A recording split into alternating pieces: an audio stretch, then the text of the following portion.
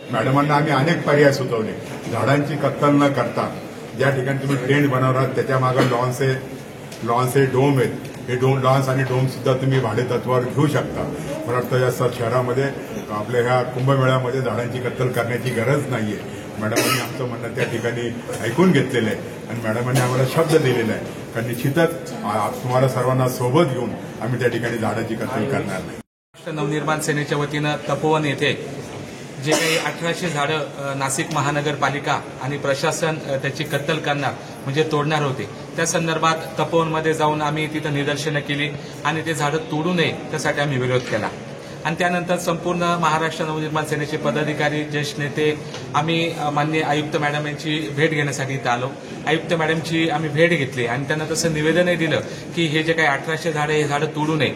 आत्ताच आमचे नेते आदरणीय सलीम मामा शेख यांनी सांगितलं की जे काही झाडं तुम्ही तोडणार आहात त्याच्या बाजूला जे काही स्थानिक भूमिपुत्र आहे की ज्यांचे इथं लॉन्स आहे, त्यांचे मोठमोठ्या इथं जागा आहे, निश्चितच त्या जागा तुम्ही भाड्याने घ्या. त्यांना योग्य असा मोबदला तुम्ही द्या की जेणेकरून त्यांना बी वर्ष 2 वर्ष त्यांना भाडं मिळेल आणि झाडंही वाचतील आणि आमच्या भूमिपुत्रांना जेणेकरून त्यांचे लॉन्स आहे, त्यांच्या जागा आहे, त्यांना भाडंही मिळेल जेणेकरून त्यांना रोजगारही उपलब्ध होईल. अशा अनुषंगाने आम्ही त्यांना सूचना केल्या आणि तसेच महानगरपालिकेचा खर्चही वाचेल. एक विचार करा की आपला पर्यावरणाचा आपला विषय आहे. आमची महाराष्ट्र नवनिर्माण सेना जे काही विराज आंबेडकर आहे त्यांच्या माध्यमातून खूप मोठं काम ह्या नाशिक शहरामध्ये पर्यावरणाचं ते उभं करत आहे आणि त्यांच्या माध्यमातून, त्यांच्या सहकार्यांच्या माध्यमातून सुद्धा त्यांनी याच्या पहिले मॅडमची भेट घेतली होती की ही झाडं तुम्ही कत्तल करू नका.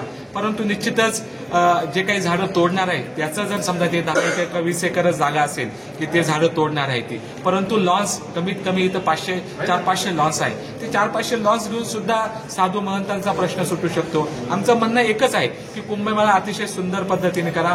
कुंभमेळा यशस्वी होण्यासाठी महाराष्ट्र नवनिर्माण सेना सुद्धा नाशिक महानगरपालिकेच्या बरोबर, महाराष्ट्र शासनाच्या बरोबर आम्ही खांद्याला खांदा लावून काम करू. कारण का की 2012 ते 2017 या कालखंडामध्ये महाराष्ट्र नवनिर्माण सेनेच्या माध्यमातून आम्ही कुंभमेळा यशस्वी केला. त्यावेळेस प्रशासनावरती महाराष्ट्र नवनिर्माण सेनेचा महापौर होता, सलीम मामा शेख त्यावेळेस सभागृह नेते होते, आम्ही नगरसेवक होतो, मी जिल्हा प्रमुख होतो आणि आम्ही सगळ्यांनी प्रशासनाला सहकार्य केलं आणि कुठेही गालबोट न लागता आपण कुंभमेळा यशस्वी केला.